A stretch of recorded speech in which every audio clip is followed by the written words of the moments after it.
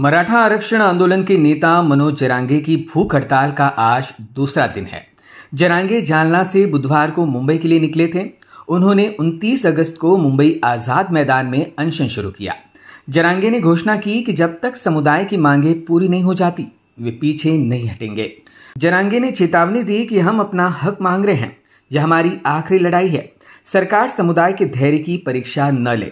अगर शिक्षा और नौकरियों में मराठा समुदाय के लिए आरक्षण की मांग पर फैसला लेने में देरी होती है तो वह अगले 2 दिनों में पानी पीना भी बंद कर देंगे। इसी बीच मराठा आंदोलन में शामिल होने के लिए महाराष्ट्र के कोने कोने से आए मराठा आंदोलकों के ठहरने की व्यवस्था नवी मुंबई के वाशी सिडको प्रदर्शनी केंद्र में की गई है और यहीं 2 महीनों तक का राशन लेकर मराठा आंदोलक अपना जीवन यापन कर रहे हैं। इसी बीच इस आंदोलन में सिर्फ लोग ही नहीं तो बार्शी से एक भैंसा भी बतौर प्रदर्शनकारी रूप में शामिल हुआ है। भैंसे के मालिक सादिक ने आक्रामक होकर कहा कि इस आंदोलन में मनोज जरांगे पाटील को कुछ भी हो जाता है तो जिम्मेदार व्यक्ति पर यह भैंसा छोड़ दिया जाएगा। मुंबईच्या आझाद मैदानावर मराठा आंदोलन सुरू आहे। मनोज जरांगे पाटील तिथं आहेत आणि त्यांच्या सोबत पाठिंबा देण्यासाठी अनेक जे मराठा आंदोलक आहेत ते महाराष्ट्राच्या कानाकोपऱ्यातून आलेले आहेत। पण या आंदोलनात सगळ्यात चर्चेचा विषय जो ठरला आहे तो माझ्या मागे असलेला हा रेडा जो सध्या जो आहे तो पूर्ण या आंदोलनामध्ये चर्चेचा विषय ठरलेला आहे। आणि हा जो रेडा आहे तो बार्शीमधून आलेला आहे आणि त्याला घेऊन येणार इथले जे सहकारी मराठा आंदोलक म्हणून जे आहेत सादिकजी ते इथं आपल्या सोबत आहेत। त्यांच्याशी आपण चर्चा करणार आहोत। आंदोलन तर सुरू आहे। अनेक जे लोक आहेत आंदोलक मराठा समाजातले लाखोंच्या संख्येने इथं आलेले आहेत। वाशीमध्ये आपण इथं बसस्थान आपलं केलेलं आहे पण या व्यतिरिक्त रेडा देखील आणलाय।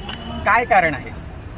आता कसं आहे, ह्याच्या आधी पण मनोजदादा जरांगे पाटील यांना आंदोलन केलं होतं, उपोषण केलं होतं, पण त्यावेळेस मराठा समाजाचे म्हणजे झोपी गेल्या सरकारला काय समजा नाही, त्याची भाषा कळत नाही, मराठाची भाषा त्यांना कळत नाही। मग ह्या पशुची आता भाषा त्यांना आपल्याला दाखवायची, बघू त्यांना कळते का। माझा आणि माझ्या पशुचा पाटलांच्या उपोषणाला पाठिंबा आहे। दुसरी गोष्ट, आज आणि आपलं काल आणि आज अशी 2 दिवस मुदत दिली असं माझ्या कानावर आलेलं आहे आंदोलन करायला आझाद मैदानावर। जर या सरकारनं लवकरात लवकर तातडीने निर्णय नाही घेतला, दादा उपोषण करतायत, जर त्यांच्या तब्येतीला काय कमी जास्त झालं याला जबाबदार कोण जबाबदार राहणार याला? म्हणून माझं मत असं आहे, आणि माझ्या पशुचं जर पाटलांच्या तब्येतीला काय झालं डायरेक्टली माझा रेडा मी ऑन द स्पॉट ज्याच्यामुळं प्रॉब्लेम येईल त्याच्या तिथं मी डायरेक्ट सोडून देणार। मग त्याचं ऑफिस असेल, घर असेल, त्याचं कुठलं कार्यालय असेल, काय शासकीय असेल काय आपल्याला माहीत नाही, डायरेक्ट सोडून देणार। मग तुम्ही कसं करायचंय काय करायचंय ते करा। पाटलांची तब्येत आहे अशी व्यवस्थित टवटवीत राहणं गरजेचं आहे। आरक्षण कधी द्यायचंय, कसं घ्यायचंय, काय चर्चा करायची तुम्ही शिष्टमंडळ करा, तर तोडगा लवकरात लवकर काढा। फक्त फसवू नका, जी ह्याच्या आधी फसवेगिरी झाली फसवू नका।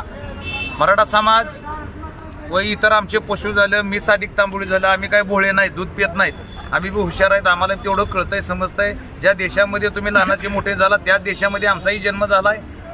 ती मराठा समाजाविषयी जी शिष्टमंडळ आहे ती जाणते जुनते आहेत, उच्च शिक्षक आहेत, त्यांनी लवकरात लवकर तोडगा काढावा, जो काय ते निर्णय करावा एवढीच आमची विनंती आहे। पण माझं मत आरक्षण हे मिळावंच। एक मराठा एक मराठा कोण म्हणतंय देत नाही, अरे कोण म्हणतंय देत नाही, मनोज दादा तुम आगे बढ़ो हम तुम्हारे साथ। वहीं अन्य मराठा प्रदर्शनकारियों ने भी सरकार के खिलाफ अपनी आक्रमक भूमिका दिखाई। यापूर्वी जे आंदोलन झाले त्यामध्ये सरकारनं कुठेतरी फसवेगिरी आपल्या सोबत केली, पण नक्की यावेळी तुम्हाला काय वाटतं, सरकार जे आहे ते नमेल? 100% आम्हाला वाटतं की आरक्षण देईन अशी आम्हाला अपेक्षा आहे।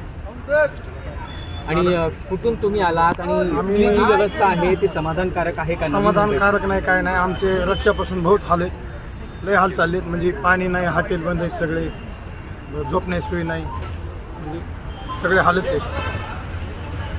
आता तुम्ही कुठून आलात? आम्ही जालना जिल्हा म्हणतात। किती वेळ लागला इथं पोचता तुम्हाला? पाऊस 3 रोज लागले इथे। काय तुमच्या काय मागण्या, काय वाटतं तुम्हाला, सरकार हे नमणार आहे? सरकारचं काय नमणार नाही असं वाटतंय, पण जर नाहीत ना पण आम्ही जाणार नाही। पण जरांगे पाटलांनी सांगितलंय की मी गोळ्या घेईन पण मागं हटणार नाही, मागं पाहणार नाही। मग तसं आम्ही मागं पाहणार नाही ना। आरक्षण घेतल्याशिवाय जाणार नाही. परवाना जय शिवराय. आम्ही मनोजदादाच्या म्हणण्यानुसार आम्ही परभणी जिल्ह्यातील मानव तालुक्यातील देवदुर या गावातून एक घराघरातून सर्व मराठा बांधव प्रत्येक घरातून एक व्यक्ती आलेला आहे.